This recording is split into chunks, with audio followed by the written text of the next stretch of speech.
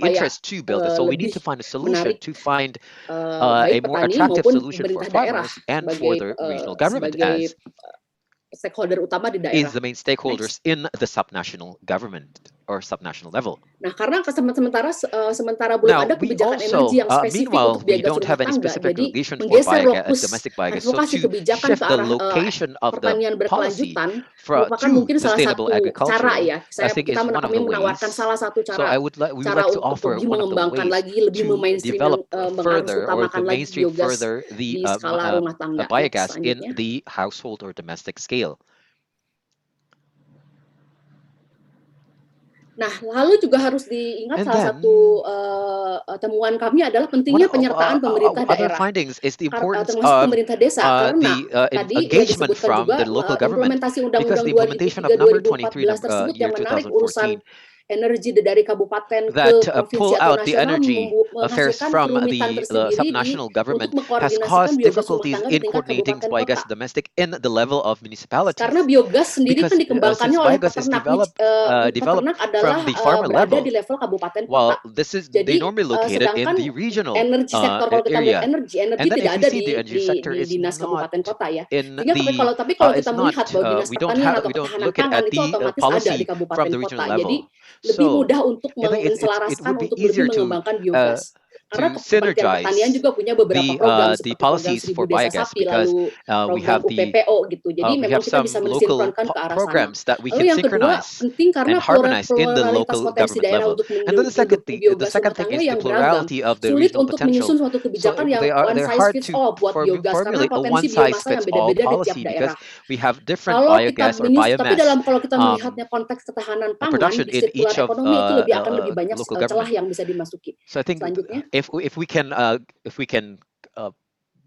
pay Saya tidak attention akan to this, menyebutkan I think lagi there are a untuk lot yang of level opportunities nasional that karena we tadi can sudah disepakatkan oleh Ibu Elis. harness. Kita akan melihat aktor kunci So untuk tingkat daerah. Di tingkat so we provinsi have kita bisa we have melibatkan seen Bapeda provinsi, we have dinas seen the pertanian dan policy in the ketahanan national pangan, level. selain Now I SDM would dan like to dinas lingkungan focus hidup. on the regional Lalu di level. tingkat kabupaten So kota and then juga for sama, the Bapeda kabupaten kota, dinas municipalities pertanian, and dinas LH, we dinas have the pemberdayaan provinces and the masyarakat dan municipalities. desa, So itu we have a penting lot sekali of mereka, stakeholders. termasuk juga dinas UMKM dan So and then koperasi we have juga the sama untuk tingkat provinsi ya. Jadi SME memang agency and aktor-aktor kunci cooperative. itu di daerah So juga these harus penting key dilibatkan. actors that Next. needs to be engaged in the Nah, effort. sedikit So mengenai a little bit of strategi advokasi, saya tidak akan mengurai begitu banyak advocacy strategy. kebijakan So I karena would memang not sangat touch banyak upon sekali ternyata, tapi the beberapa kebijakan kunci yang dilihat regulations, but I adalah think some of the key policies. empat undang-undang ini So we sangat have penting ya 4 kalau kita laws telaah that are mengenai important. undang-undang energi, undang-undang So we pertanian have the laws about berkelanjutan, energy, undang-undang about sustainable perlindungan manajemen agriculture, lingkungan, and then termasuk juga protection, undang-undang environment komitmen protection and penurunan management, as well as GRK. the Lalu commitment untuk to opsi reduce the pembiayaan, greenhouse gas. And sekarang then for kita the kalau melihat financing undang-undang option, so cipta if kerja we look at the yang omnibus disahkan law tahun for lalu, employment law that bahwa di situ has been stipulated di last situ year. memberi peluang penguatan So it koperasi karena di create situ the selain opportunity juga for the memudahkan strengthening untuk of pendirian cooperatives. koperasi, di situ So undang-undang mengatakan apart bahwa from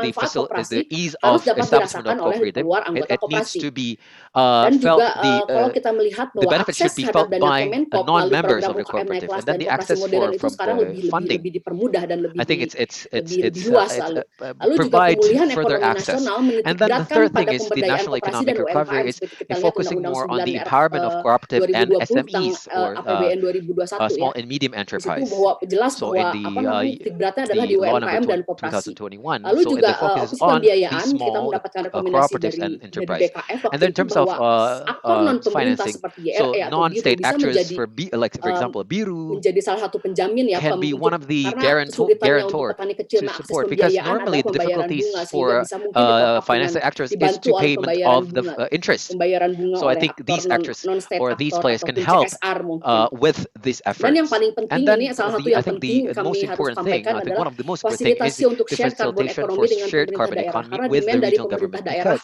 the untuk local mereka government diajari bagaimana needs menghitung to have share capacity carbon building ekonomi dan on the shared trading di carbon pasar economy, about internasional carbon itu trading for the national level. I tinggi think this gitu. is Beberapa I think there kabupaten are quite mengungkapkan hal yang a serupa high sebagai demand. daya So tarik several untuk municipalities have mereka stated mau that mengolah this can limbah be ya. a selling point, can be Next. a point for them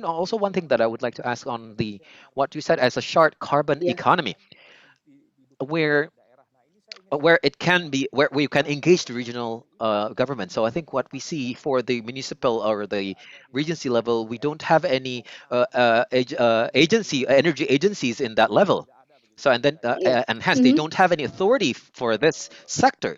So even though we have a plan, so that we should not see it solely on energy sector, but we also need to see it from for the agriculture or for circular economy. So specifically, based on your study, so exactly what can the regional government do in terms of regulation, policy, or coordination that they can do Oke, nah itu in their agak authority? sedikit cumbersome-nya itu So setelah I think penarikan the cumbersome setelah point is, Undang-Undang 23 so after we 2014 have itu the adalah karena law number energi 22 ditarik ke provinsi ya. 2014, where Otomatis di energy daerah tidak di authority is now kabupaten kota pulled tidak ada in the energi national level. dinas energi itu kita Hence ketahui there bersama. is no energy Nah, authority that can be done in the kita regional or menawarkan subnational bahwa level. So what we kajian offer itu kita melihat bahwa ternyata kalau is, kita lihat dari what sisi we pangan see atau lingkungan hidup, in ini kita terms of the mewawancari salah satu environmental aspect. So dinas we lingkungan hidup di salah satu interviewed kabupaten one of kota the di salah satu kabupaten di environmental provinsi Jawa agencies Timur. in Beliau one of the menyampaikan provinces beberapa alternatif yang sudah apologies, dicoba oleh beliau untuk region in bagaimana East Java. mengurangi So limbah, how to reduce the kotoran ternak dan wastes, kotoran livestock manure, rumah for tangga example, or domestic waste di in wilayahnya their dengan uang region mereka sendiri, dengan with their dengan own uang budget, uang with APBD-nya their own mereka sendiri regional ya, budget that they have dengan dari dinas LH, tapi masuknya melalui from the lingkungan hidup. environmental agency. Sehingga itu menjadi kami berpikir bahwa So we kalau kita think menunggu dari if we nasional, maksudnya wait from the pijakan dari national policy from nasional the national energi, ya level lumayan in agak terms of lama, energy, apalagi I kan think memang it will take a long lead apa time. namanya DAK belum ada And gitu ya untuk if we cannot use kemarin the sempat special allocation sempat fund ditiadakan dan where lain-lain, it sehingga has it where beberapa it daerah was tetap mereka removed. akhirnya jalan So sendiri several gitu regions ya they actually untuk mengembangkan run by biogas, themselves dan to do by at some themselves point to mereka develop bisa biogas, and gitu that's the point they tanpa can do it bantuan without any donor ataupun help tanpa uh, bantuan maksudnya mereka without any donors or help from others. So they can do it dari sisi lain, mereka masuk dari with lingkungan other hidup, jadi sides. So dari pengurangan sampah dan pengurangan limbah gitu.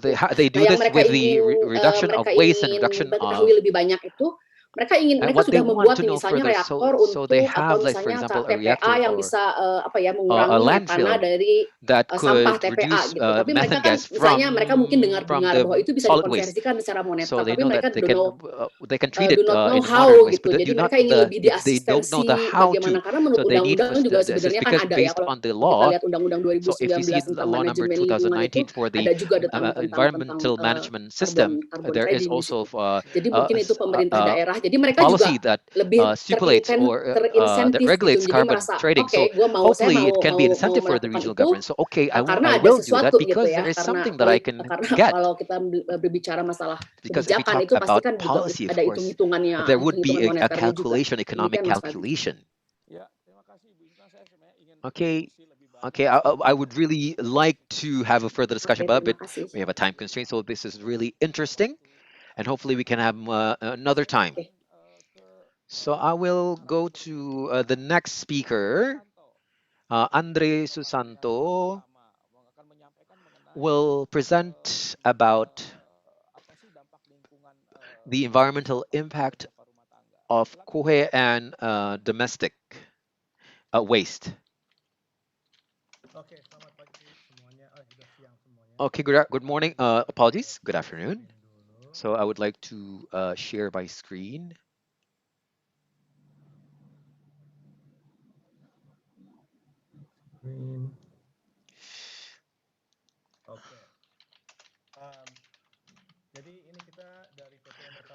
So from the Inovasi, PT Inovasi, so we have assessed the livestock waste management, but I think in within the 10 minutes, I don't think we can deep dive and we can explain it in detail. So I will provide an overview of what we on the findings of on our report. So the first, so we observe the total what is the total waste that would pose a negative impact. So we start from the total livestock, and then we observe the total waste production, and then and then we observe the untreated. So and then we see it from 2015 we have a date, and 2019 we have a data from GPS, from BPS, and then as part of that we have our own extrapolation. So we calculate using compounded annual uh, growth rate, the CAGR, and hence and therefore we can see the percentage of the waste. So if we do the business as usual scenario, whether uh, it is untreated or unmanaged. So the untreated waste, so with three negative impacts. So we have environment, social, and economic. And then these impacts are not only from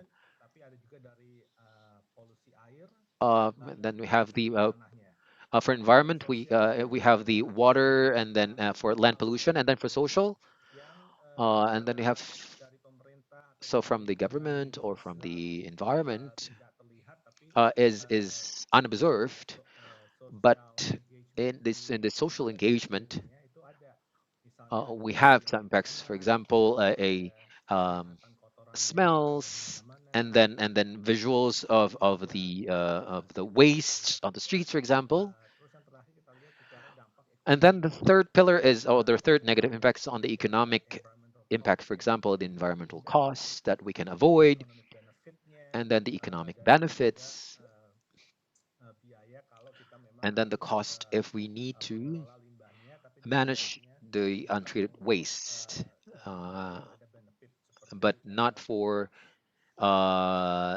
efforts that would yield something, for example, biogas. So what I would like to share in this event is in terms of the impact of global warming. So methane in the next 50 to 20 years, it will be more potent than carbon CO2. Why in 15 20 years? Because during this time, methane can be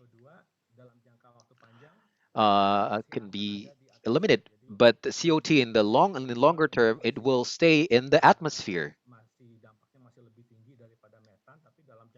So it so in the so methane, it would be more potent for the global warming. So so in our impact analysis, what we can see the impact of methane. So we can see the methane, and then the NO2, the CH4, and the NO2. So we see it from COT per ton, so CO2 equivalent ton per year. So if we in the smaller boxes on the bottom screen, so if we can put a number on the impact, for example, into 2030, to the calculation that I put in these boxes, in by 2030, the negative impact or the adverse impacts is about 37 billion miles, or about 55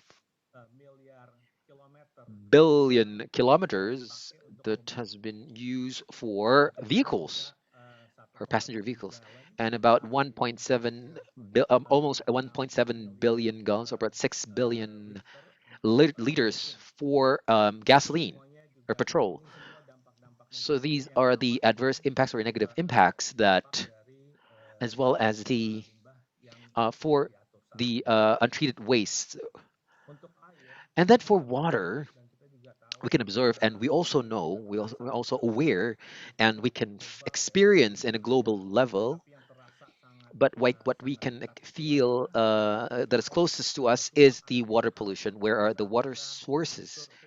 When we survey in our study, we survey several sites where the local society complaints during certain seasons. Their water sources are polluted or smelly, or unpotable. And then still on water, if you have an open water source, for example, a lake, or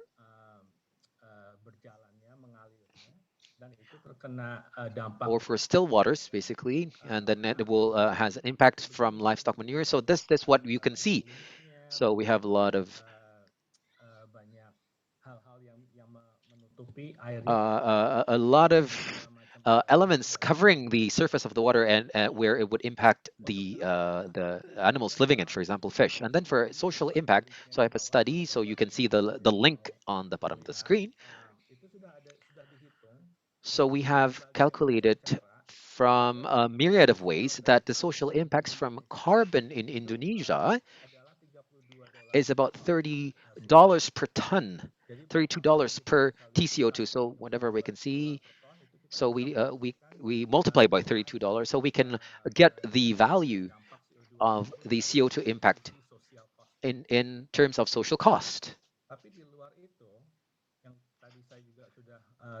And then apart from that, what I've also touched upon in terms of water pollution or water impact, we also have the surrounding environmental impact is on the smell, where it can reach the on an in a neighborhood level where the where we have complaints that the animals are not caged. They could run around to the surroundings gardens. So I think this is one of the social impacts for the waste management, which is found in a more local or grassroots level. So we also have confirmed this with our surveys in several locations. And then just briefly for economic impact, like what I've mentioned previously, that we have $32 per ton multiplied by several million tons of carbon equivalent for livestock waste, untreated livestock waste. So we have about 528 million US dollars. So by only up to 2030. So we can imagine the impact. This is 528 is per year in annual basis. So if we and then in business as usual, it would the figure would increase. So this is only in terms of financial cost, but we can imagine all the other impact. So in terms of environment or water, etc. So with the BIRU program by the YRE with Rebecca, so I have confidence that going forward we have a solution to treat the livestock waste. Thank you very much. Terima kasih Andre atas paparannya sangat sangat lugas ya, dan kita bisa lihat We can see limbah yang tidak dikelola itu that the waste that is not processed is a bad impact if we monetize it from the emission itself. If we multiply it with the dollar, the cost of the carbon cost. padahal kalau ini dikelola, nah mungkin Well, if it's sudah punya hitungan atau belum, managed properly, kira-kira berapa besar sih biaya untuk how mengelola? Kalau tadi how much is the cost to process? Let's say 200 multiplied 30. Those are the untreated waste state of the 270,000 tons. Have you ever calculated if this is managed by biogas? Ada sih Pak hitungannya, saya nggak ada di depan saya. There's the calculation, but we can calculate it briefly. So you mentioned that every one biogas digester is around 4 to 7 million. And if not mistaken, it can handle around 4 to 8 cattle. And in 2030, and by 2030, we can see that around 23 million cattle. So let's say 23 million cattle divided by 8. And so it's 3 million digesters. multiplied by 7 million. So that would be around 150 to 160 billion, right? So if we calculate it, it's not that much. If we do a cost benefit analysis, that relate to their question, the main idea is if this waste is managed properly, especially with biogas as one of the solution, economically and financially, it makes sense. So we won't have any loss if we build a biodigester. There will be benefits for whoever who invested $7 million in biogas digester. Thank you, Andre. Jadi ini memang menjadi penting ya. So this is important. If we talk about like 1 million, people think like, wow, this is a huge budget. And when we talk about the government's program, the competition between the use of budget is quite high. So with these calculations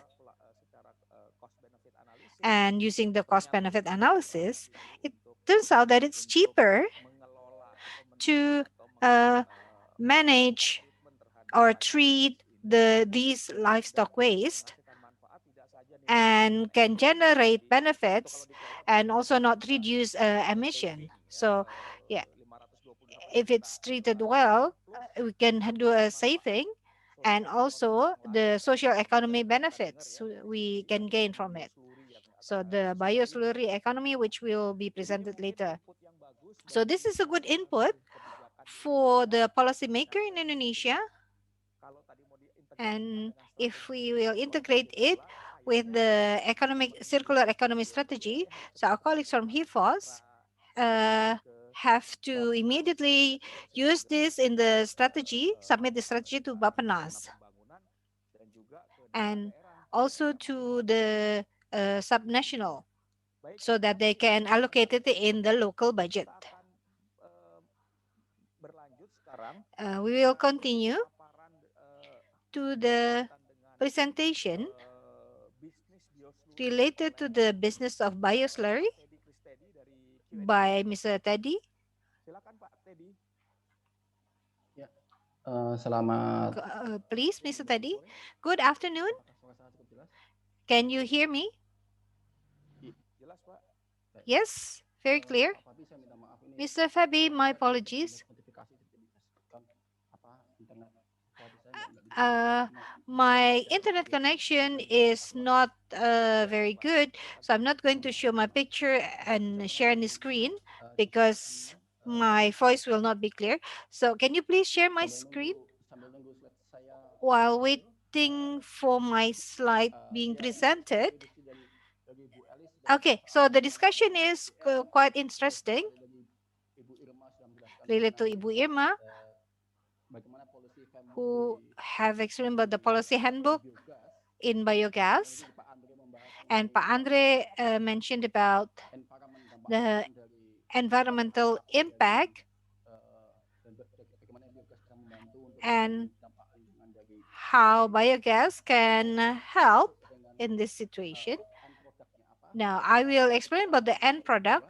So when biogas is generated, there's some remains or waste that's called bioslurry.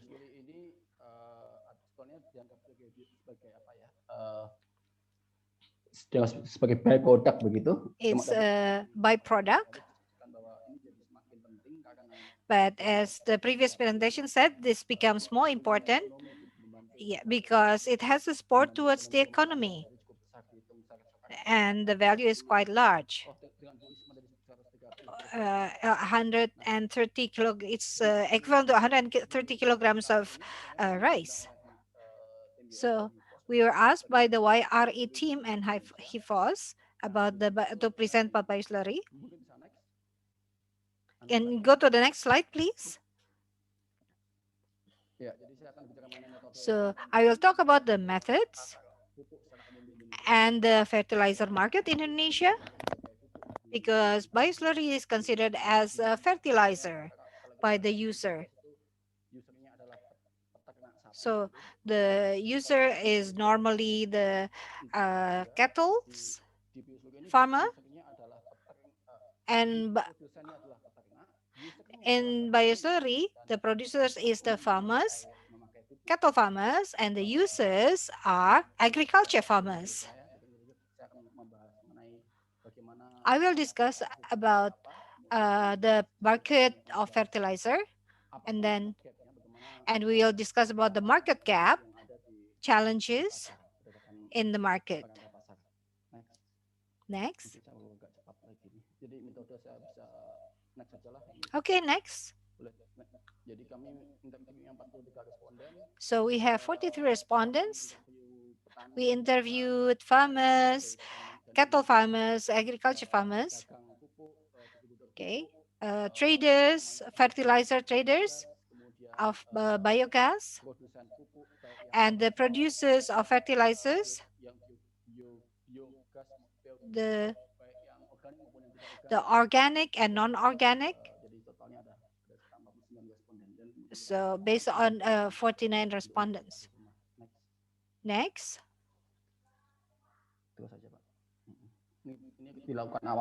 So it was done early this year. Next. So in the global context, demand for fertilizer has increased even during this pandemic. 14% of CRGR based on the estimation of World Bank. Next. Kalau di nasional seperti apa? In the national context, fertilizer plays a crucial role for the agriculture sector, and the demand also increased this year. In the year 2021, the government of Indonesia have allocated the subsidy for the fertilizer around 8.9 million ton, and last year we do not have that subsidy allocation for fertilizers. This year, for the first time, the Indonesian government allocated 1.5 liters of liquid fertilizers to be as a subsidy. So the demand is from the public sector. Next. And this shows how is the organic farming in Indonesia. So it's normally used in the organic farming. So up to 2019, the increase is amazing. Starting from 69 hectares, and now has become 150 hectares in 2018. Sorry, 250 hectares. So what are the obstacles in the national level? The first one is access to market. Not all have access to fertilizer. The next one is the incentive to the company to use the organic fertilizer. The farmer normally prefers the chemicals fertilizer because it's easier to use. Because up to now, the doses is not clear. The doses. So they would prefer to use the abuse of using the chemicals fertilizer. So organic fertilizer, including bioslurry, these producers of the fertilizers, organic fertilizers, they have to compete with the synthesized fertilizers. And the spread is still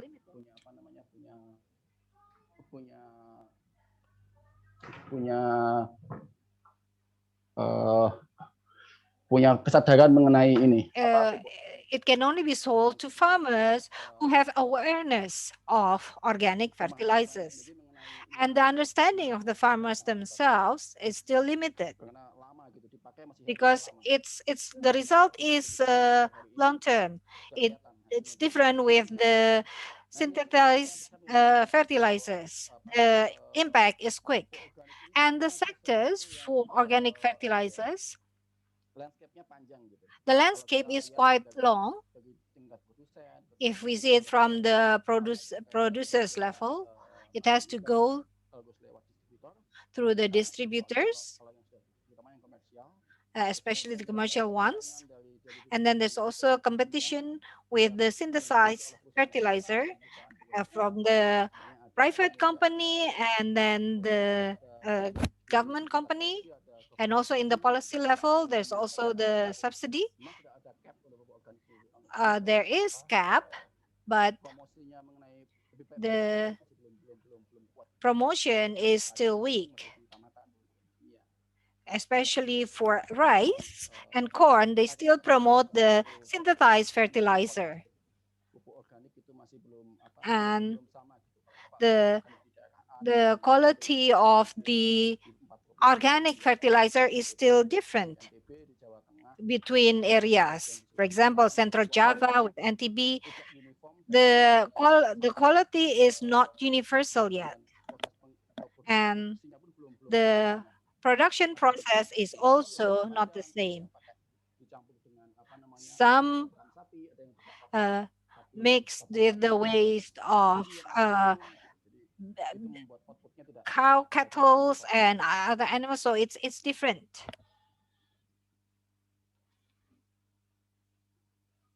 Ini saya pengen melihat apa rantai pasarnya gitu. This is the market.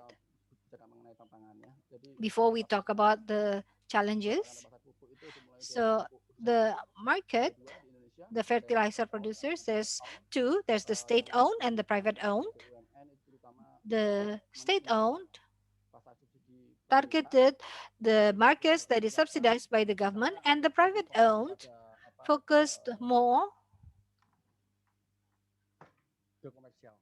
to the commercial market. Next. The private, there's two, imported and domestic. Distributors, especially for the synthesized fertilizers, there's normally the distributors have other products. So not only owned by one producers. For example, like if we go to Alpha Mart or Lotte Mart, the same like here, they have a lot of products. And they don't care. All they care is we have a supply and I can sell those products. And they don't give any education on how to use and the difference between one product with another product. So, and the end user, mostly it's still unclear. Mr. Fabi, please do let me know if my time is up. Yeah, if possible, can you please speed it up? I'll give you 2 more minutes. Okay, will do. A retailer in the villages, there's a number of retailers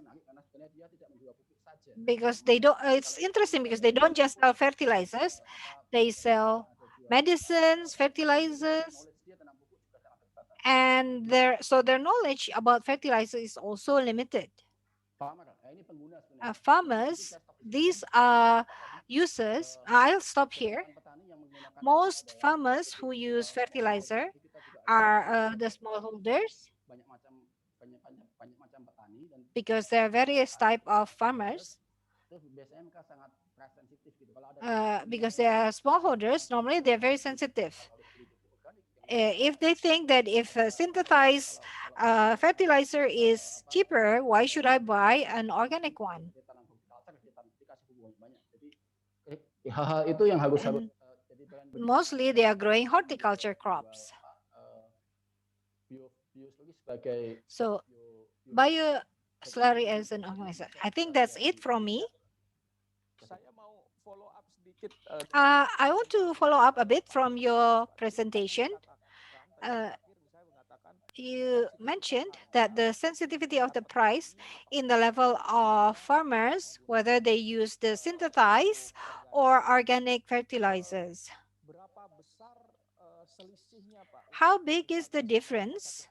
For example, for 1 synthesized fertilizer and 1 kilo organic fertilizer, how is the difference in price? If you, okay, the organic fertilizers is produced by the government, subsidized. So when it's subsidized, there's the NPK, there's like 4,000.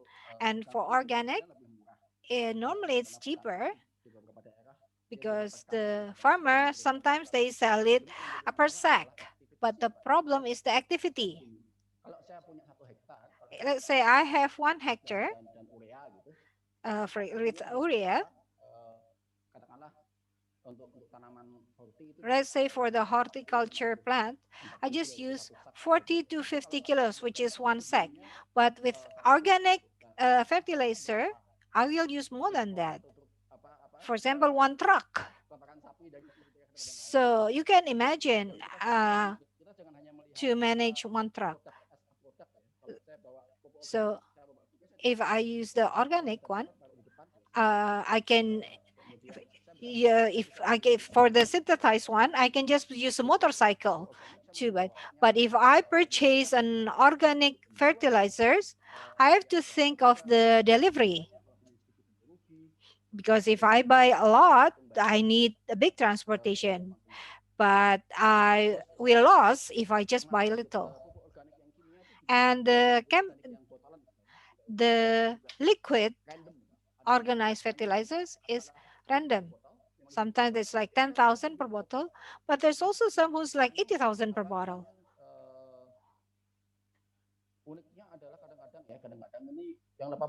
Sometimes even the 80,000 is better in quality with the 10,000.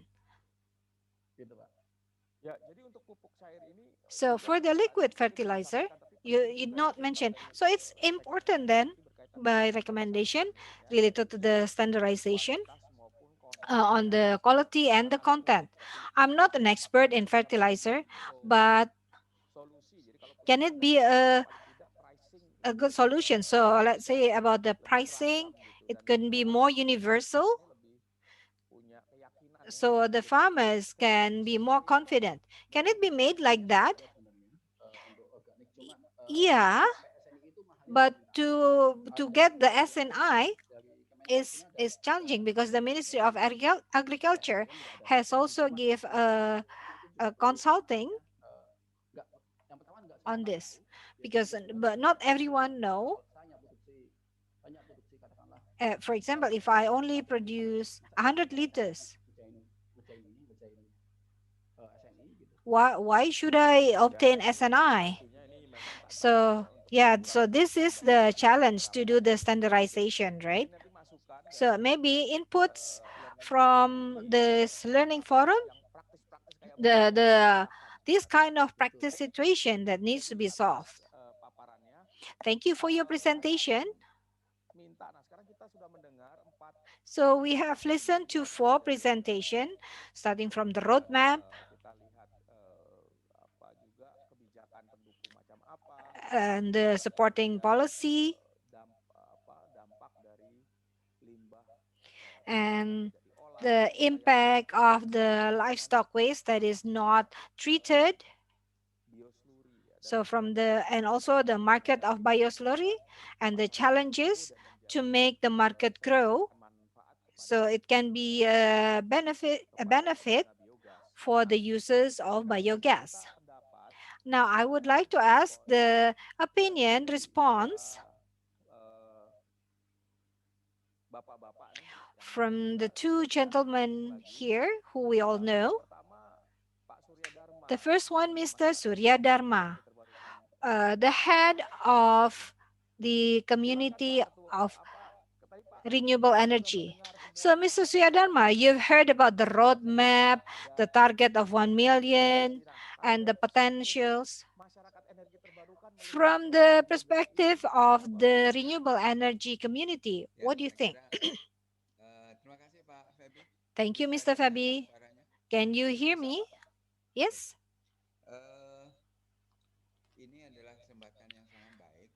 This is a good opportunity. First of all, uh, I would like to congratulate HIFOS, who has worked all this year and achieved 25,000 houses up to now. And of course, this is a great achievement because from Ibu Eli's presentation and also from the ministry, the amount is uh, thousands. Of course, they will motivate all sectors to move faster in the future. I would also like to say that the presentation are all very comprehensive. So I have made note that to achieve 1 million, to the target of 1 million domestic house using BIRU by the year 2030, maybe, it really requires the first one, a roadmap. And from the Ministry of Energy and Mineral Resources, that the roadmap will be made. And of course, this requires support from a number of stakeholders, because I see that there are aspects that needs to be discussed again, both from the policy side, the strategy to achieve the roadmap, and the action plan. Of course, to implement that, we require a number of dissemination of information and involvement of all parties. For example, there's the pentahelix. So it's not only triple helix.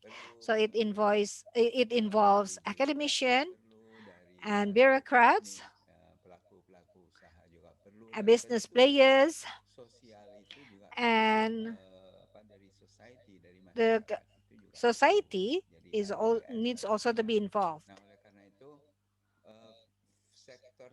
So these sectors needs to be more involved in formulating the roadmap, where Ibu Alice will try to find a consultant to meet us. We from METI will be ready to give our contribution, even though on the list of involvement is not included, because there I only see there's only ABGE, the Biogas Association. But that's okay. I will be ready to give support. If we see from the target in CAN, the biogas target is amazing. By 2025, there's 47.4 mmSCFD. This is a large number, especially towards to the 1 million of domestic biogas users. Once we achieve 1 million, so what do we need to learn from them? And learning from what's done by HIFOS in the last 10 years, I think there's a number of aspects that can be a learning process, but there's also challenges that we need to prepare in the future. Ibu Isma also mentioned several things. So Ibu Isma's suggestions were quite detailed, and it can be our materials to be discussed in the future. And the next one that we also want to present to you all. Sorry, the line is breaking. So there's a number of sectors that are involved. The first one, energy, the environment, and then agriculture, especially for this biogas. So this there need to be involved comprehensively, because all these three sectors will be involved institutional wise and also regulation wise, because it's impossible that we don't involve comprehensively these three institutions. And I think we need to involve more, because biogas involves local government too. So the local government needs to be uh, involved too. So it's not only a triangle, but it needs to involve more parties.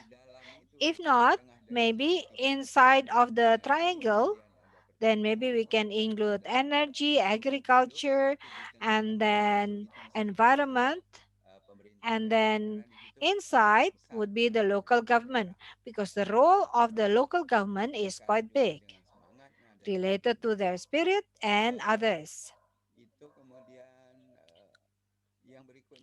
The next one, from the regulation side, there are several things that need, not all can give support, but now we are working on it. For example, there's the presidential regulation, which will regulate that, even though not all can be regulated, because there's no complete window on the issuance of this presidential regulation. So the energy law, the renewable energy law that is currently issued and has been passed in the year 2021, hopefully, and we really have to encourage it to be issued, and this can be a legal umbrella for us, and to accelerate the use of biogas. And the last one, about this program of 1 million. So it shouldn't be just a program, but we need to have a movement. So we've made a movement for 1 million of Surya Cup. So we also need this 1 million house of domestic biogas, because in Indonesia, if we have a target, normally we have an effort to achieve it, even though all this time it's always far from the target. But if you don't have a target, then there will be no one to work to achieve, to go to a certain point. So Ibu Alice from the ministry and biogas, we have Meti and also Mr. Fabi from ESR. We need to support them. We need to have a movement which we call 1 million biru. So it will be, as the biru is a color, so we can color blue or biru all the provinces all over Indonesia. So we have the movement of 1 million rooftop, and so we have also 1 million biogas. So then the community will also have encouragement. That's all from me. As input, a very general input, I wanted to do a presentation, but I see that the time is very limited. I hope this can complement what has been presented by the other speaker. Thank you. Peace be upon us. Okay, thank you very much, Pak Ketua, Pak Surya Dharma from the renewable community. So I think it's interested what I think the last point, the 1 million domestic biogas. Mungkin perlu dipikir. So maybe with to compare with the 1 million rooftop solar rooftop panels, and then you have also said that the community is ready to contribute and support, and as you say, the more the merrier. untuk yang pengembangan energi terbarukan kita. So for, of course, we would definitely support the renewable energy and its benefits. So I would like to ask, so in Bu Isma's presentation, it was said that for real support from the energy sector, especially in terms of policy and regulation, it's still very small. So you've also said that we are having a discussion of the bill of law in the parliament for energy. So what can the community support or drive or support? So the legislation in new and renewable energy policies can be specifically support the development of biogas as a part of the silk circular economy, and as well as for um, the support for the utilization of renewable energy. So I think there are several things that we need to push in the bill of energy laws. I think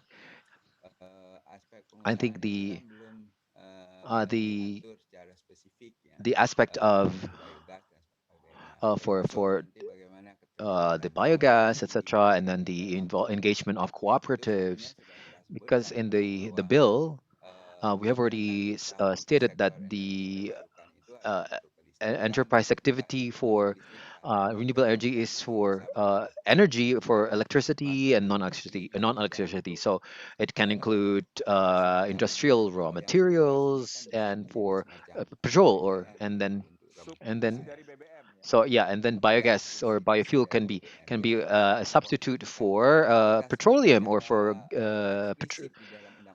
gas.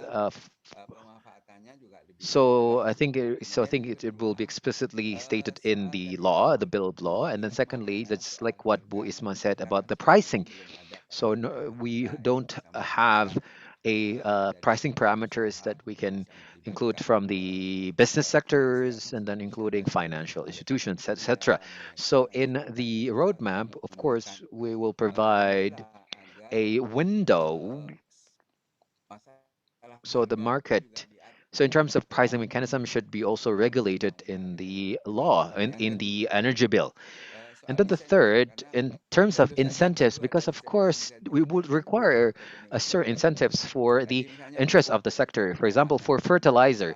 So how we can link, so if it's utilized for fertilizer, if whether it would to be regulated in the law on agriculture. So previously we never actually have a discussion on those aspects. For example, on the impact of the utilization of biodigesters is not only for gas, but also can, of course, include other usage. So I think this needs to be discussed further. So, from my observation, so I think we will see. I think whether it requires more aspects, and then the fourth is in the institutional aspects. So in this case, who should drive this or should push this in terms of electricity? We have PLN, but in this case, we always said that we need an agency that we call renewable energy agency, so everything can be covered and coordinated. So not only for electricity, but also for other sectors outside of that. Yeah. Oke, baik. Okay. Jadi itu ada 4 hal Okay. yang Thank you. sebenarnya There are four aspects ke depan that matrix hopefully akan the community, renewable energy community, can see whether we can drive the renewable energy further, whether in the bill, the energy bill, or in, berinteraksi dengan so how we can interact with the legislative body or the parliament on this matter. Thank you very much, Pak Surya. So I will go to Pak Nur Syaifuddin. Good afternoon, Pak Nur.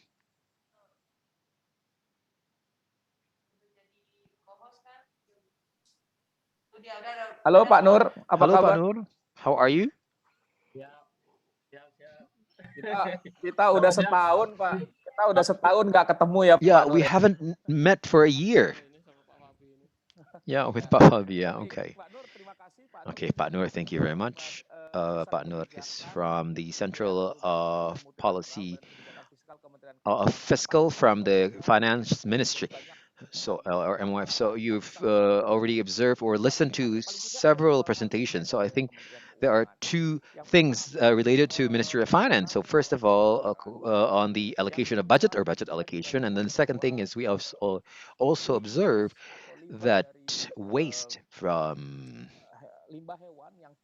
livestock or untreated livestock manure would cause the increase of greenhouse gases, and the value or the cost of the greenhouse gas would exceed the cost to treat it, to treat the wastes. So in terms of the fiscal that highly involved in the financing of climate change, and as far as I know, with the instrument of policies that are currently being prepared or have been prepared, including the tracking of financing for the climate change sector. How do you view the challenges in the development of biogas? Pak Nur. Yes, Pak. Okay, thank you, Pak Fabi. Okay, Assalamualaikum, peace be upon us. I hope everyone is well. First of all, thank you very much for the invitation. Apologies that the Madam head of the center cannot attend the meeting. So, Pak Fabi, so from our several discussions with our colleagues related to this, I would it remind me of the study from several years back, and I think it requires some updating because we have going towards the carbon pricing. So we have a study. We had a study of the cost and benefit and analysis for useful energy by looking at the potential of the government opportunities to uh, provide support on in the form of credit program, carbon credit program. So I don't know because we haven't updated this program or data. So basically, I'm just referring to the assessment or the study as one of the things that we can use as maybe I think initial point of view before we try to continue or update the study with the most current data. So from the waste energy study, so we observed several companies that produces waste in the form of biomass and biogas. So, for example, the rice hulls or from tofu byproduct waste. So previously, I would like to share about the credit program itself. So if we heard about core about KKPA, KKPN, where the government provided, we have an interest subsidy. They also have providing a guarantee.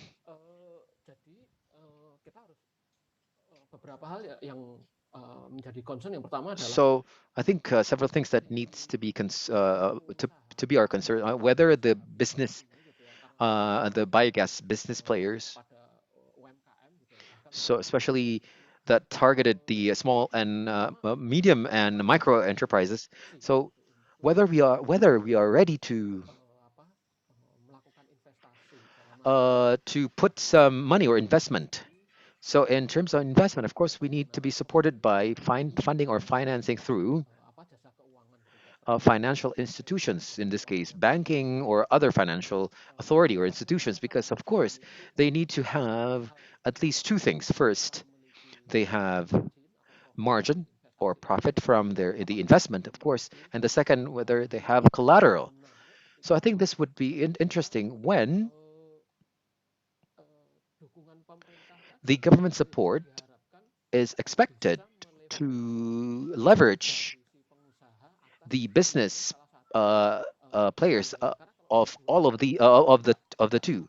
Of course, it would not be well targeted if government support in both of these aspects. So if the businessmen or the business players are not profitable, so maybe the government can provide a support in the form of rate interest, or if they don't have any levers, maybe the government can help in terms of a guarantee or collateral. So based on our experience, so there are several layers or levels or certain economic scales where the business or the public can enter a certain level, because in a lower level or in a small economic scale sometimes, so even though government has provided some support, they cannot produce a satisfying margin or additional leverage or the asset that they can put as a collateral. So this would become an interesting case. So to see the extent of the potential of government support. Then the second thing is, normally if we talk in the society level, in the grassroots level, it has been mentioned by the previous presenters, the need for facilitation in terms of in the technical assistance for the business and the management of financing, the finance management. So the first of all, we need to ensure that they have a sustainable business, but also sustainable in terms of finance. So this can this is relevant if we link on the study on the importance of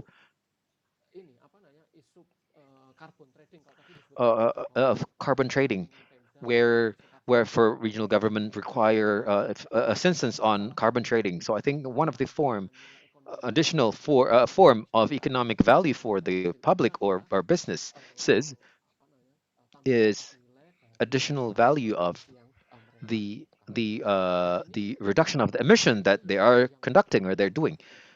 So I think this is one important aspects of the effort. So specifically for a biogas management. So this is I think what I have been observing. So Pak Nur, I think this is interesting if we talk about financing. We've also heard that this would become a national program, so not only on the national level, but also in the involvement of regional government.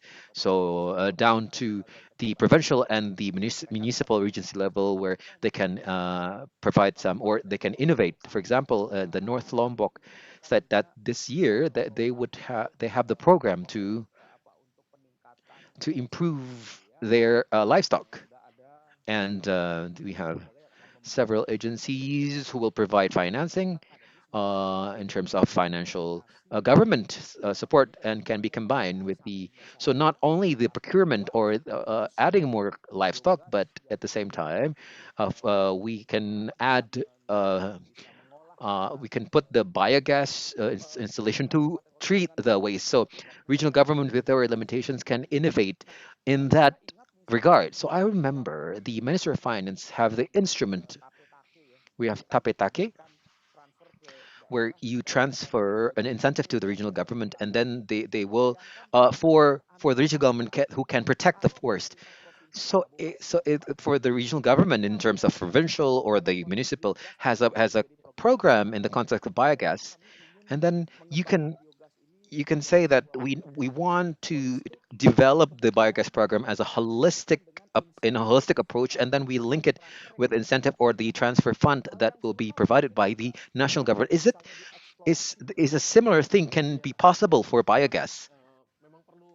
I think we need to have further study for this, but we of course again we return it to the capacity of the regional government, of the government itself, on how the support in terms of the support for the biogas sector uh, would be an indicator for the support, whether we use the for tape, maybe from the province to the to the municipal level. From TAPE is from municipal to the village level. But again, we need to see the capacity from the from each of the government, each government, and then the priority of the development, the priority development priorities of the regional of the regional government needs to be harmonized with this program. If we say that if we look at the benefits, because our concern is, for example, in certain regions where that we still have some concerns for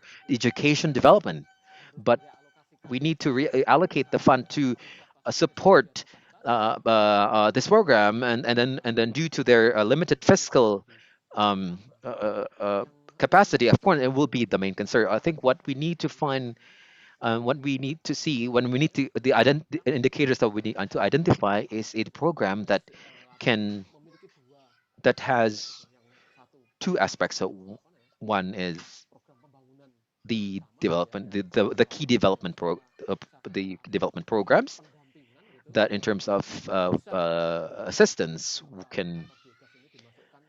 can put the biogas education can be one aspect that we can include in the subnational level, because this also happen in we are trying to elaborate on the in the possibility to in the feasibility that the regional government can, if we are using the incentive model, they need to compete with the same indicator, with the shared indicator. So we are now trying to find what kind of indicators that we can of course we can put as a competition factor for these regions. So I think this is something that we can deliver or apply on the ground. So I think this can be a recommendation based on our discussion, that maybe we can assess a similar vehicle or instruments for biogas with the considerations like what partner said for fiscal capacity, and then for development priorities. So we have several stages, of course, but I think we need to explore further on the public financing in supporting this program. For if we see the BIRU program for the past decade, it has become one of the factors to make the society or the public at large appreciate the biogas is on the subsidy, they provide subsidy, but along the course of the improvement of technology, the subsidy can we can substitute the subsidy with other financing instruments. For example, Biru with cooperative financing, or with a low interest loan, and then and then the society can pay it, of course. And so how we can combine all of these instruments, maybe we can effectively support our target for the 1 million biogas, domestic biogas. So, if possible, this can be a recommendation uh, for the energy ministry. So maybe the aspect of financing can be something that we can discuss. I would also take this opportunity to ask Ibu Alice, in terms of financing, you touch upon um, there several options.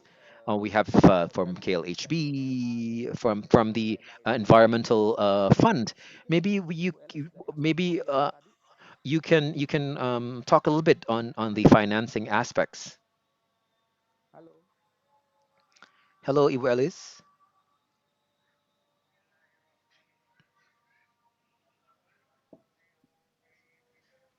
Ada Bu Elis atau Do we still have Bu Alice here?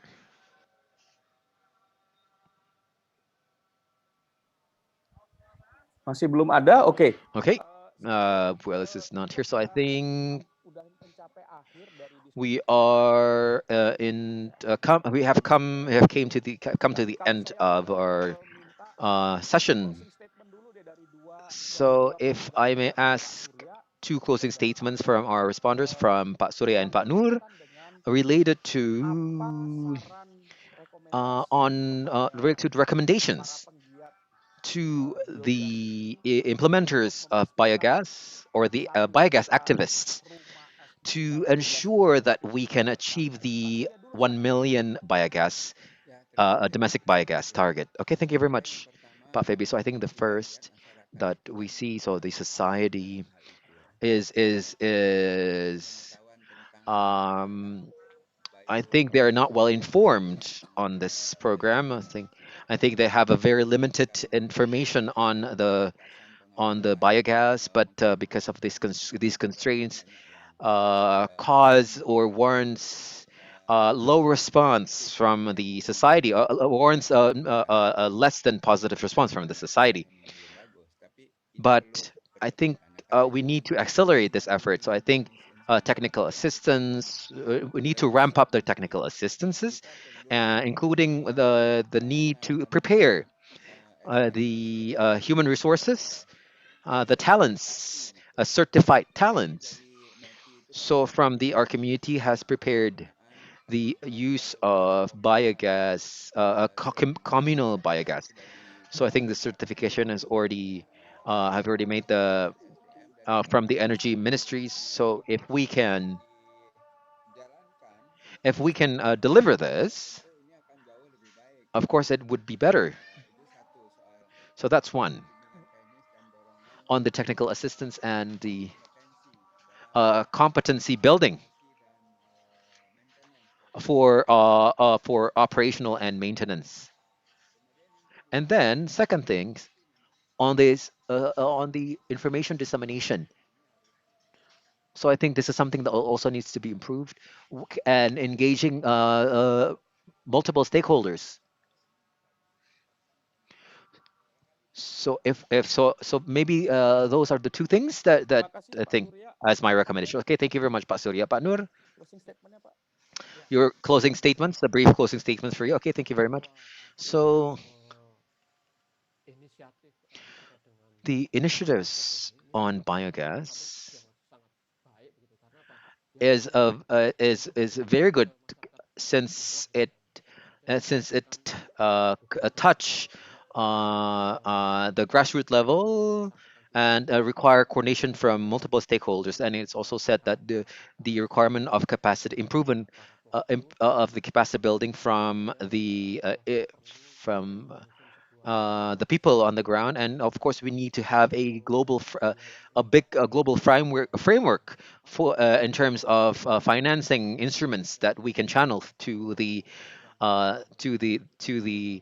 people on the ground, especially for the small and medium enterprises. So, and then hopefully we can formulate a proposal, so we where we can obtain financial support from international organizations, for example, and hopefully we can do this together by establishing if if the capitalization is possible to have a shared responsibility or shared management to be able to attract international donors. So and then from Minister of Finance, of course, we require a lot of inputs on what financing schemes are required to support the efforts to improve the initiatives on biogas. I think that's all. We would be really happy or pleased if we can have a shared study, if we can do a study together for the uh, Baik, terima kasih policy recommendations in the future. Okay, thank you very much, Pak Nur. And then if Profesor for the you Pak also remind Surya the menjadi proposal for yang financing, kami juga menjadi the Minister of Finance and then PKP can be the Secretariat for Green Climate Fund for Indonesia. So I think that is something that we can explore for Satu juta itu Green Climate Fund. So bisa and juga Pak these 1 million target I think is quite sizable, especially the calculation in terms of the emisi gas rumah kaca yang bisa dikurangi. emission from the greenhouse gases that we can Bapak avoid. Ibu sekalian, Okay, ladies and gentlemen, para panelis dan the kami so berterima the kasih sudah panelists menyampaikan gagasan and the dan ide responders have masukan stated, have conveyed their inputs, diskusi. recommendations on the session. Saya hanya ingin I would like to merangkum karena ini sangat summarize due to the richness of our discussion, but the target of 1 million domestic biogas is a challenge and it's not easy to achieve. And there are several key enablers that I think we need to strengthen. There are several strategies that that has been conveyed, does have been conveyed. So we need to have a roadmap. We need to have the enablers in terms of the regulations and policies, and then we need to observe, because since biogas is a multi-sectoral efforts, not just energy, but also involve environment, health, agriculture. So maybe we can integrate all these sectors. And then secondly, in relation to innovative financing, so we need to have an institution who can coordinate, that can synchronize and harmonize the coordination, and and then government support in terms of incentive or the duration, and it should not and it should not be in the forms of incentive, maybe policies that can probably reduce the subsidy for the LPG, for the small tube LPG, and then also to drive the engagement, the multi-stakeholders engagement. So I think these just on a summary on the homeworks, to the extent of homework that people that are colleagues from energy ministries, and then from YRE, and then from HIVOS, like what Pak Surya said, that we need to have a national movement for 1 million domestic biogas, that we all should support. Okay, thank you very much. I have to end the session, and then we will go to the closing ceremony. Thank you very much for everybody. Let's give a virtual applause for the speakers and the responders. Thank you very much, and I will give back the floor to Prita. Over to you. Okay, Bang Fabi Tumiwa. thank you, Fabi. Thank you, Mr. Fabi Tumiwa. Before we go to the closing ceremony, why don't we take a picture? Can you please open your video? And all the speakers, please open your camera, your screen. Iya, Bang Fabi. Mr. Fabi? Bang Fabi boleh diminta. Wah, Bang Fabi ini kayaknya sudah Oh, I think Mr. Fabi. Nanti kita oke. Kalau begitu Okay. kita akan Okay, if not, foto bersama lagi sambil we'll do another photo while waiting for Mr. Fabi. Okay, he's with us again. Okay, good. Mr. Fabi, let's take a picture first. To Mr. Fabi and all the panelists, please open your video and we'll take a picture. So, if when we have achieved this 1 million domestic biogas, we can post this and say, okay, we were part of it. So I will count down. Okay, yesterday you didn't have a big smile. So now I want you to say biogas. So you have a bigger smile. So 3, 2, 1, biogas. Thank you. Now we will continue with the closing ceremony. So the notes of this meeting will be in the form of picture. So we will see the pictures that are forms that tells us what happened and the conclusion from the past 2 days. So this speed drawing presentation will be presented on the first day by Mr. Fabi Tumiwa, and then and also with grid.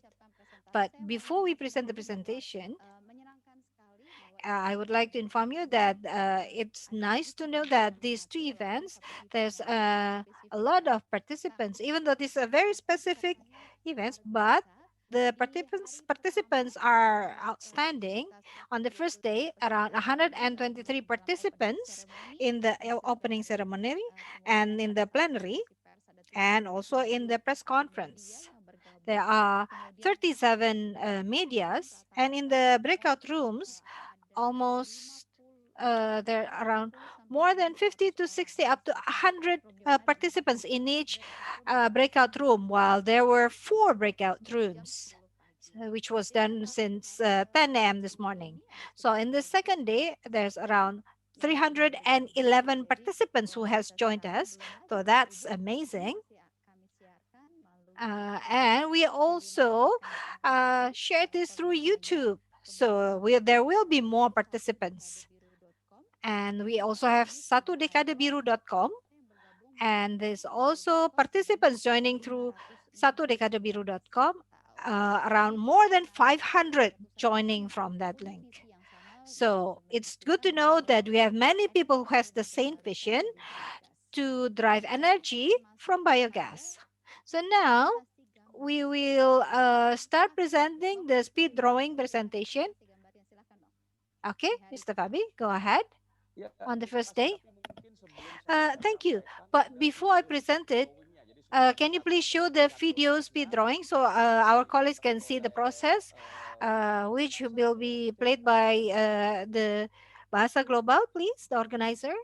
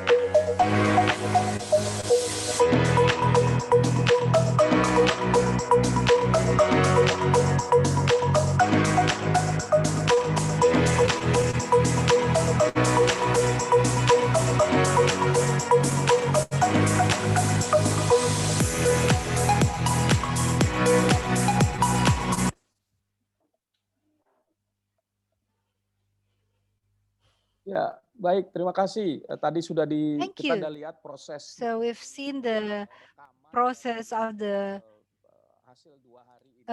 recording of the results of Mungkin these saya 2 days ingin discussion. melanjutkan sedikit apa yang Okay. sudah kita I would like to summarize of what we have achieved this past 2 days as presented in the video. Tapi sebelumnya saya ingin But before that, menyapa dulu I would like karena to ada di uh, para pemirsa dan say kita hello menyapa dan tidak menyebutkan ini mungkin saya kualat uh, yaitu one of the participants, Ibu Ratna Aryati. Selamat Ibu siang, Ratna Bu Aryati. Ratna. Good afternoon, Ibu Ratna Kalau ada Aryati. waktu kami mau minta Bu Ratna untuk If we melanjutkan have dan time, I barangkali would also Bu like Ratna ini to sama ask dengan you to ketika give kami your mendesain biru itu comments. But Ibu Ratna, when we designed Biru in the 2008 and 9, she's the director of Aneka Direktur Energy. Energi Baru Terbarukan Sorry, dan she's Konservasi the Energi director di of BIRU the waktu itu new juga new energy and renewable energy. masih bergabung So di she's the director BIRU. general of Dan Bu LPE. Ratna inilah sebenarnya And Ibu di era Ratna, Bu Ratna inilah in her era, program biru itu pertama kali this Biru dilaksanakan program dari is development program initiated. ya dan saya kira bagi And I think Bapak Ibu yang for tahu Bu those of Ratna you who ini know, Ibu Ratna, semasa berdinas itu while she was sangat still serving passionate the dalam Ministry pemerintahan of dan Energy juga and Mineral Resources, is dan very biogas. passionate in Kalau this ada the waktu biogas nanti program. saya ingin minta Bu If Ratna there is time, I mungkin would like to menyampaikan ask Ibu Ratna to give tapi some comments sebelumnya in the saya ingin closing. sampaikan But again, the summary, just one second.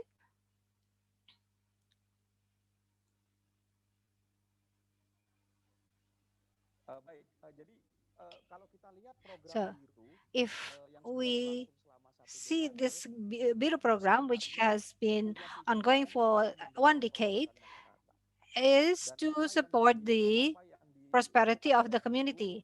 And what is done by Biru pertama is bagaimana memanfaatkan limbah first gitu ya. is to make use of Limbah waste untuk to treat berkahnya dalam bentuk waste apa? to Berkahnya dalam become bentuk blessings. sumber What kind of energi blessings? untuk The energy masyarakat resource yang to bisa cook, dipakai oleh masyarakat which can be used by kemudian the community. energi dari kotoran hewan yang kemudian So the energy coming from the manure bisa of cattle,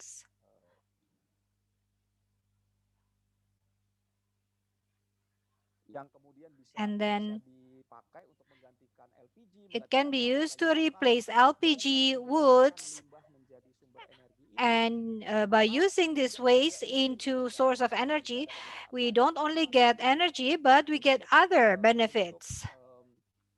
limbah yang kemudian keluar So dari this waste biogas itu coming from menjadi biogas sumber ekonomi, becomes bagi another masyarakat economic bisa resource menghemat biaya for the energi, community. kemudian juga So they don't the community don't just save the energy, but also tapi it program biru becomes a juga saya source of income for the community.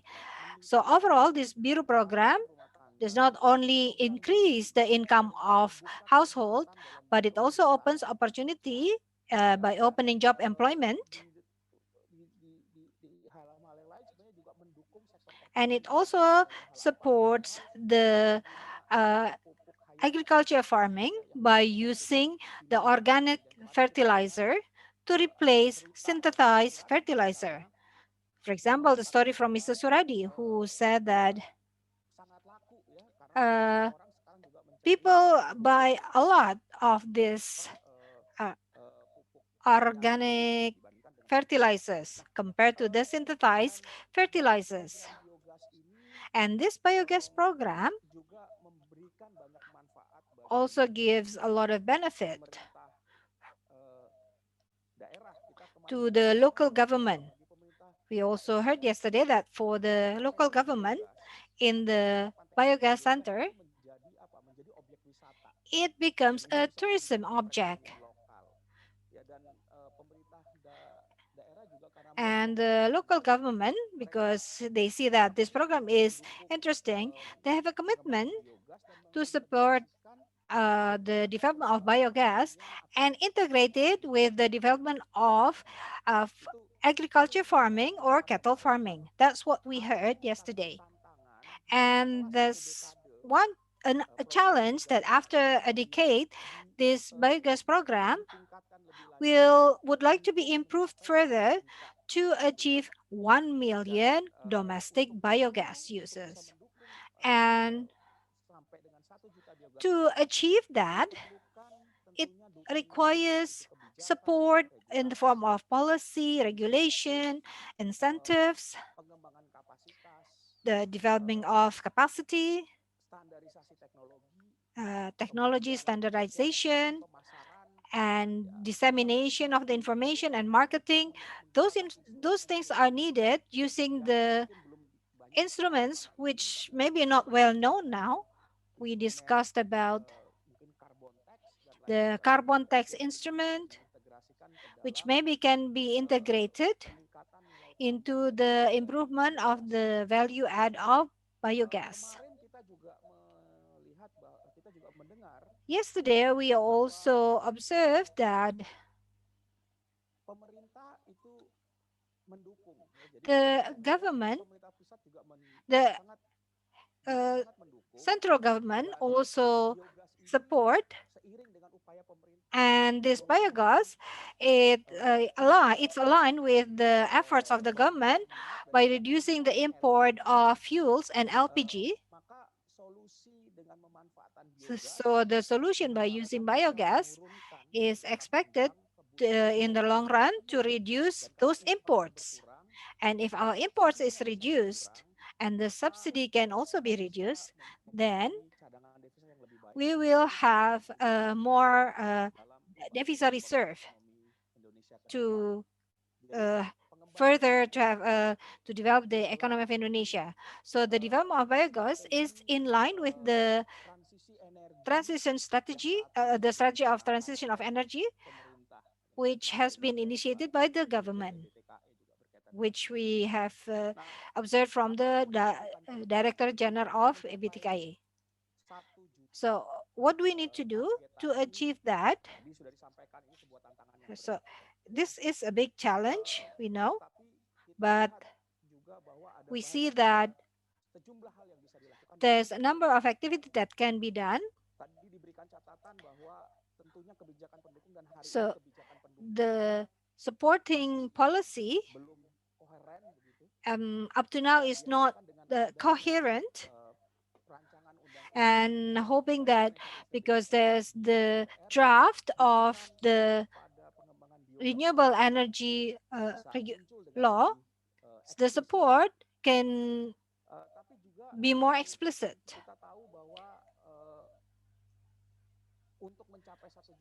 We also know to achieve 1 million, it requires planning, stages. So there's a process that is currently being done by the Ministry of Energy and Mineral Resources. So what's important is how to coordinate and involve a number of stakeholders, not only stakeholders, but also those who can gain benefit socially and economically and the environment from this biogas program. So again, if we see the benefit of this biogas is very wide, not only an economic benefit for household, for village economy, but also giving benefit for the country in the form of saving of subsidy for fertilizers, LPG, and other forms of fuels, and a great benefit for the environment, reducing the gas house effect. This is to be capitalized and can be seen the impact in a national level, which is way larger. So for example, if there's a calculation from the waste that is not being treated, the economic cost is high, more than $500 million, while the cost to overcome this waste is way smaller. So this morning, there were 4 breakout sessions which discussed about the development of technology. So this technology development is important to achieve this 1 million, to enable biogas to be developed way faster with cheaper cost. So this meeting exists and this can be done. Next is the financing scheme. If one of the interest of this program is the subsidy, in the future we won't be able to maintain the subsidy. But then what can be done in an innovative financing way? The combination between cheaper technology, cheaper cost, with innovation of financing would be one of the key to adopt the domestic biogas. Also, the economic impact in the waste management, in this case bioslurry. I'm sorry. And also, this is one of the main benefits, because the community can get free energy, and there's also income that can be given to the household using biogas. And recovering our economy post-COVID, definitely additional income for household is something that is very good. And with this program, if we calculate it, it's larger than the direct assistance. We don't need to discuss this, but how the government, in this case, the recover the economy post-COVID, integrate the financing to support biogas as an instrument to recover economy. Maybe it's something that can be studied further and implemented. One thing that we can also discuss is how we develop institutional.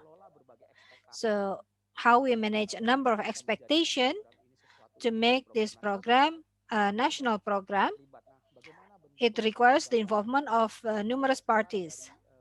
There were proposals of the draft of the law for new renewable energy, but up to the stipulation of this law, we need to discuss further about this biogas. So biogas is not only an energy issue, but there's other aspects. There's the environment, there's the economic recovery,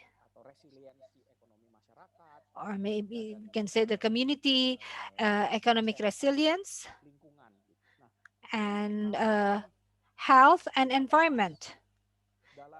These things that we discussed yesterday and today, there were numbers of recommendations. One of it is how to integrate the value of carbon economy and innovation on using the public, which we discussed earlier, especially in optimizing the role of subnational. I think we also have the Ministry of Home Affairs and also the Ministry of Women Empowerment, because there's also stories how this biogas program can also increase the gender equality. This is positive, very positive in achieving the SDG. We know that this program targeted a number of aspects of the SDG that is already adopted by the government. I think that's all from this discussion that I can learn. Now we have, as I mentioned, I want to give time to Ibu Ratna Aryati. Sebelum nanti kita penutup, mungkin Ibu Ratna kalau boleh memberikan sedikit Ibu Ibu Ratna can provide. So I think in 2008, 2009, you initiated Indonesia by Development Program. So if you can reflect, what made you choose biogas at that time? Okay, Assalamualaikum, peace be upon us. Or good afternoon. Okay, Pak Fabi. So if we flash back in 2008, 2009, at that time um, we have just had the energy law at the time, and in the law we have one clause mandated the prioritization of the utilization of renewable energy in our energy mix. Now, we also have a cooperation with a bilateral cooperation with the the government of Netherlands, and they're willing to help Indonesia in the development of renewable energy that we can say it's still on its infancy or still new. And so we want to develop all types or all kinds of renewable energies, among others, biogas, and through HIVOS, we have a cooperation to develop BIRU, the BIRU program, or the Indonesian Domestic Biogas Program, to substitute kerosene, which is used massively in households around Indonesia, and with the high cost, where at that time we have imported the kerosene. And so that is a little bit of a background why we on the establishment of a BIRU program as one of the renewable energies. Yeah, that is all, Pak Fabi. I am I am from Lawang, Malang, so a little bit far. So perhaps if my explanations were unclear, all of my connection was unstable, so apologies for that. So okay, amazing, Ibu Ratna. So from this morning, so you said that you wanted to join the event, but you have constraints with the electricity. You have So when you have the opportunities, you join us, and she has you have an amazing contribution through the biogas development, and we should give an appreciation to Ibu Ratna. Okay, thank you very much, Ibu Ratna, and hopefully, if you happen to be in Jakarta, hopefully we can meet for catching up. Okay, Ibu Ratna, thank you very much. Hopefully, you're always in good health. Now, I have to terminate the session and going to the closing ceremony.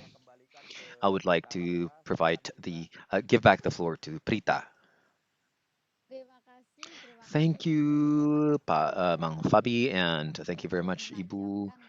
It has refocused our message for today. Thank you, and we will go directly to our closing ceremony where we would kindly ask the representative from NDEV as a donor of the program, Mr. Marcel Rudd. Say a closing statement, closing ceremony. Hello. Yes, good Yes, afternoon. please welcome. Thank you.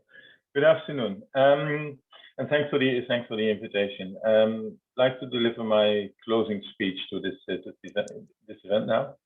Honorable Secretary General Directorate for New Renewable Energy and Energy Conservation, Baba Said Unidi, Coordinator for Bioenergy Collaboration and Investment, Ibu Alice Evianti, And my dearest Ibu Ratna Ariati, it was really a privilege to hear your voice again after so many years. Distinguished participants, ladies and gentlemen, it is my honor to present this closing speech to this virtual learning event on the decade of circular economy of the Indonesia Domestic Biogas Program, a program that I have been following closely since its inception in 2009, and that since then has worked diligently on building the foundations for a market-based biogas domestic sector in Indonesia, a sector that has the potential to significantly contribute to Indonesia's ambitions on climate change mitigation, on the creation of a circular economy, on local job creation, on gender equality, and on a decreasing reliance on imported fossil fuels.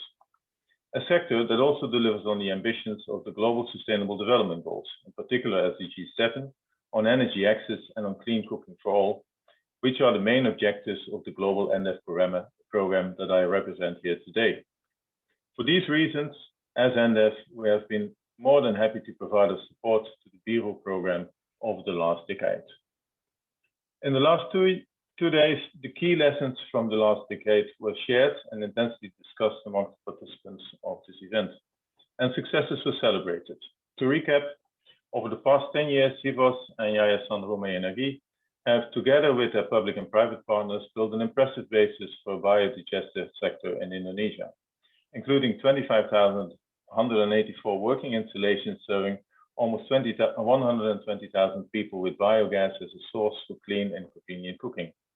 The training of over 100 construction partner organizations and close to 1,500 masons.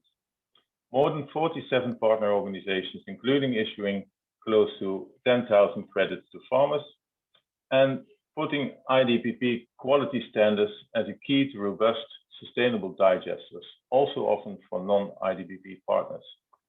As I said, this presents a strong basis for further expansion of the Indonesian biogas sector in the coming years. But challenges remain too, and it's helpful to discuss these frankly, as has also been done in these 2 days, and to look for innovative solutions to bring the sector further. After all, the potential for domestic biogas in Indonesia is considerable, and so is the ambition. Reaching the target of 1 million biogas digesters needs a holistic and comprehensive and coordinated approach where private and public stakeholders work together and where bottlenecks are solved through the sharing of lessons and through spurring of innovations. The challenge for the coming years is now to accelerate, to scale up and build on the foundations that have been laid in the past decade. This requires action in 3 areas. First, diversify biodigesters' business models. There are many advantages to biogas over other cooking fuels. It is healthier, easier, and less burdening than traditional fuels. It poses less of a burden on public finance than fossil fuels like LPG, and being autonomously produced, it is much more resilient to price shocks and fuel distribution disruptions, as the COVID-19 pandemic has shown. But biogas offers additional advantages in terms of waste removal, climate change mitigation potential, and the production of bioslurry. Especially the latter is still underexplored. Global studies show that the monetized value of using bioslurry can even exceed that of savings for cooking fuels through the use of biogas, making the business proposition for a farmer much more profitable. Optimizing the use of bioslurry therefore needs to become a key argument in the business proposition for potential investors in a biogas installation. I also encourage you to further increase the ambitions on gender equality in the biogas sector, looking beyond the many benefits of biogas for women and girls as users, and to further include women in the biogas value chain and decision-making positions. Take the recommendation of today's breakout sessions broadly into consideration and make them actionable. Secondly, make use of recent innovations in the sector. The biogas sector is rapidly developing, with prefabricated biodigesters expanding the markets. Like the BioMiru, but also international companies are offering high-quality solutions to the global markets. Solutions for remote monitoring of biogas installations offer the opportunity not only to optimize biogas production and use, but also to open the door for modern financing solutions overcoming the investment hurdle, like pay-as-you-go.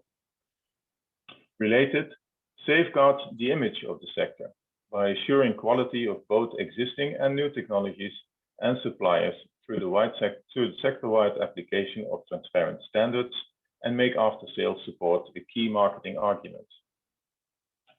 Thirdly, explore blended finance solutions to overcome the relatively high upfront investment cost of a biodigester. The biogas business model seems suited for a mix of financing instruments, complementing consumer investments, commercial credits, public subsidies, and carbon finance. Well-designed, holistic, predictable, and easy accessible blended solutions are key to developing the market. Subsidies, rather than aiming to build digesters as quickly as possible, should be well targeted towards sustainable market development and help to strengthen and de-risk market actors, CPOs, other SMEs, and microfinance institutions to grow their biodigester business. New financing instruments like result-based financing can deliver public funds effectively. Dear ladies and gentlemen, I encourage you to look back with pride at the last 10 years and what has been achieved so far. From NDEF, we are proud to have had the privilege to support BIRU and HIVOS and Yayasan Rumah Energi for so many years, and we're proud of its results. Results that have been realized together with BIRU's partners, the Ministry of Energy and other ministries, with provincial and Kabupaten governments, with the partner organizations in construction, marketing, and financing, the field staff of all these partners, and with the different financial contributors over the years. I encourage you to look forward with confidence to a new period with continued national leadership and coordination, and with YRE as a central pivot in the Indonesian biodigester sector and market on its way to 1 million digesters. Thank you very much. Terima kasih.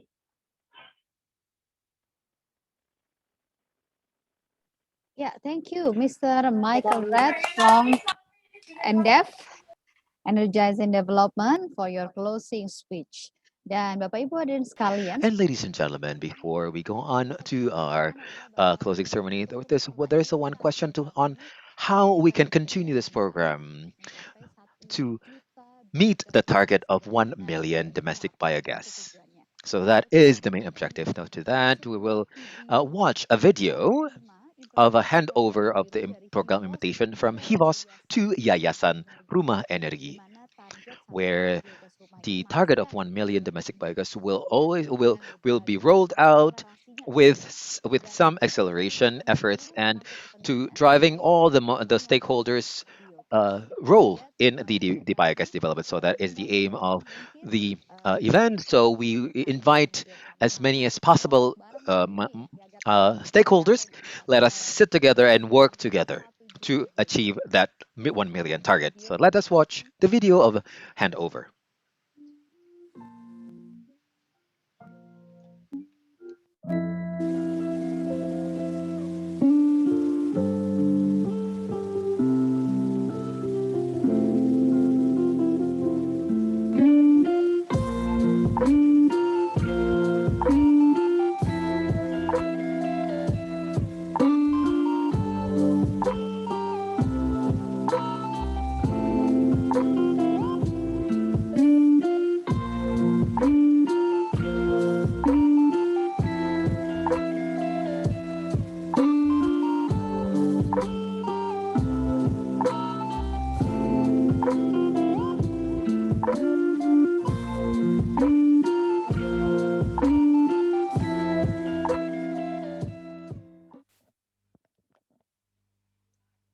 Ya, baik Bapak. Okay, ladies and gentlemen, so Right, we have so we have witnessed seen the the video, the handover from of the HIVOS implementation of to BIRU program from represented HIVOS, by Mr. represented Duranji by Patiaya Mr. as the regional director of HIVOS Southeast Pachanti, Asia and for then the BIRU given program to to Ibu Ibu Rebecca Rebecca Angeline, Angeline, the the executive Executive director of Director Yayasan of Rumah Energi Rumah Energy Foundation, or or YRE. YRE. So we The have one objective key is objective for the the implementation of implementation of BIRU the BIRU program program can will be continue continued and and can achieve our achieve our target and we have we have already together discussed think, together how to achieve that. That which is is the 1 1 million million domestic domestic biogas. So biogas. next, we will So listen as to the closing, closing from the Ministry we'll of listen to the Energy and Resources. So we have Ministry the of Secretary of the Energy Director and Mineral General Resources of the and New and Director Renewable General Energy and of Energy Conservation from EBTKE, the MEMR of the Republic of Indonesia, Bapak Mr. Sahid, Sahid Junaidi. who will deliver the Please, closing Mr. remark, the Sahid. official closing Thank remarks. you, Okay, Ms. thank you very Prita. much, Ibu Prita,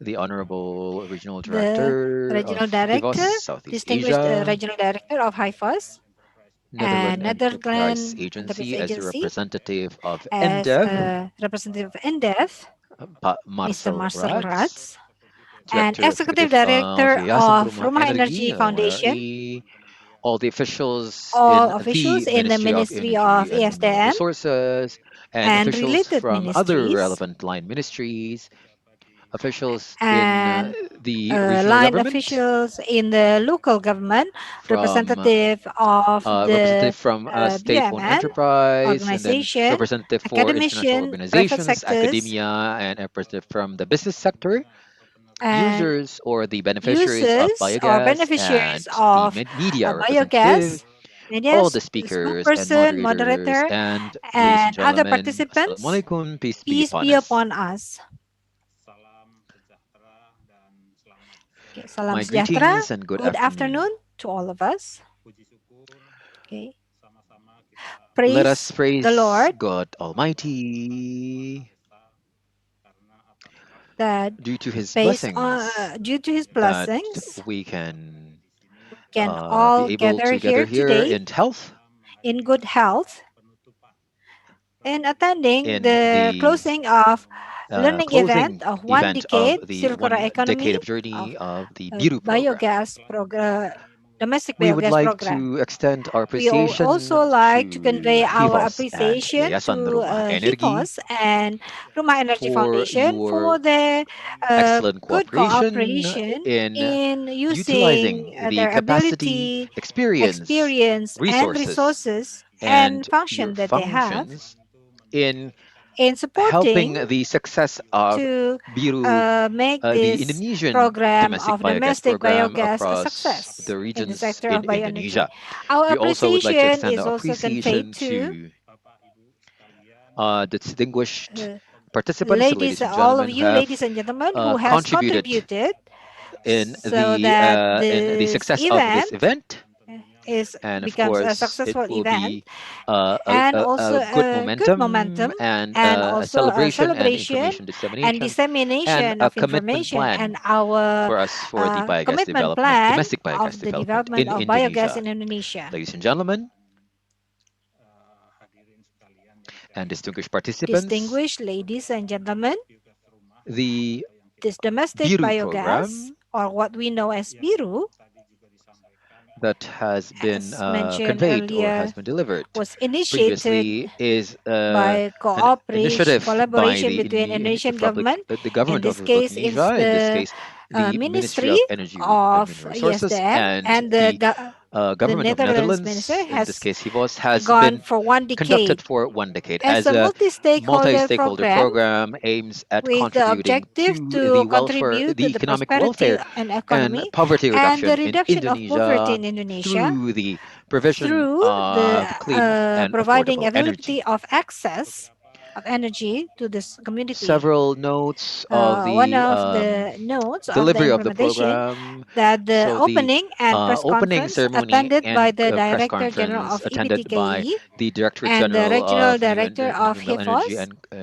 Energy Conservation, Regional Director and of HIVOS Southeast Asia, representation from representative of NDEF NDEV, and and director Executive and Director then executive of director of Rumah Yayasan Rumah Energy. Energi. And then secondly, the Next highlight is the is publication the of BIRU submission Journal of as the the highlight of Journal the BIRU program on the as potential of the technology and the achievement and achievement, the potentials role and of supporting role, enabling factors, And then the success Success stories from stories the from users, and then the users, business, industry, and then domestic household biogas, biogas, microfinancing micro and institution, private, private sectors, and and sorry, small and medium and also enterprise, discussion as well as the with discussion various or the themes related breakout to the implementation of discussions the on the implementation BIRU of Biru program. program. This The BIRU Biru program program is would not will not stop stop in at this on this decade, decade. So but it's hopefully expected in on the the next next decade, in the decade, future, we uh, can it could achieve produce a better more achievement. One of the achievements. commitments that One we have commitments that agreed we have together agreed together is is the to on achieve the 1 achievement million or to meet the 1 biogas. million domestic This target biogas, and it requires would require synergies from synergy all across stakeholders all stakeholders related to regulation, financing, research, and technology development as as a part part of of the circular as a part economy. of The replacement of the responsible party from HIFOS to Rumah Energy Foundation becomes a momentum to ensure that this program can continue with the spirit of spreading knowledge to the stakeholders in Indonesia. While the implementation, the ministry has also given roadmap as guidance and effort from the special allocation fund for the implementation. Ladies and gentlemen, distinguished ladies and gentlemen, once again, I would like to say thank you to all parties involved in organizing this event. Hopefully, this virtual learning event can disseminate the information related to the domestic biogas program, both from the side of approach, learning, and achievement.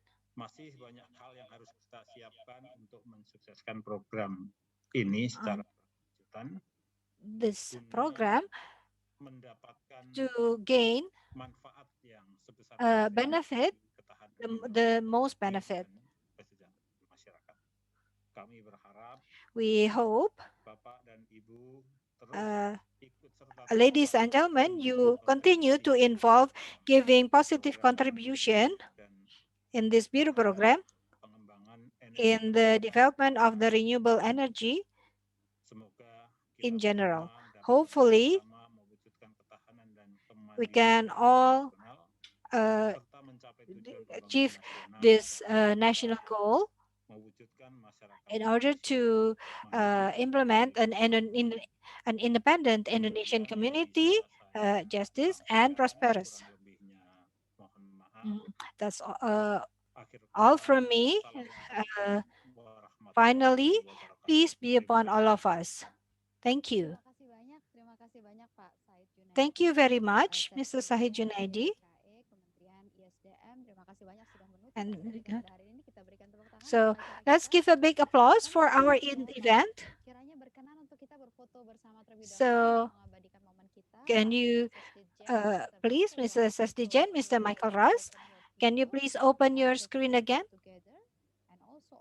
Panelists, Pak Fabi, yes, please open your video and we have take a picture together to memorize this event. Okay, thank you so much. Big smile and say together biogas. So thank you everybody. Yay, Mas Sandra have a very big smile. Thank you everybody. It's been a very good event. Terima kasih banyak untuk event 2 hari yang luar biasa ini. Sungguh Thank you capaian. very much for this event. We achieved great things. So hopefully this will be a good drive. Hal ini mungkin dilakukan. Apalagi mengingat ya Indonesia ini akan membangun banyak lagi pusat-pusat. So you know that we are going to build more food center, and so we're also build a food estate. So there's the potential of making use of this biogas. So maybe this can be a model that can be developed using new energy and renewable energy. Thank you once again, ladies and gentlemen, for your cooperation.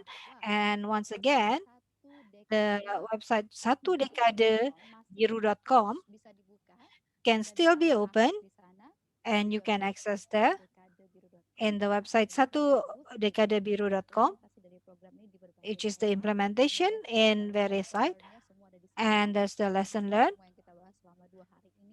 or the discussion in this in the form of posters, and there's various information which will definitely be needed for those of you who wants to build biogas. Terima kasih dan kita berikan tepuk tangan sekali lagi untuk Uh, teman-teman Project Biru. Terima kasih berikan tepuk tangan untuk teman-teman Vivos.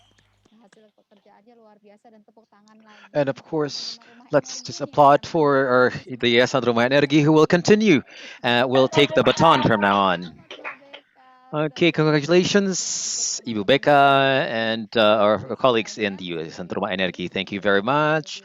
I'm Prita Lora saying goodbye. Thank you very much. Assalamualaikum. Peace be upon us. Terima kasih Thank banyak you. Pak Bye bye. Marcel, Bapaknya. Marcel, everyone.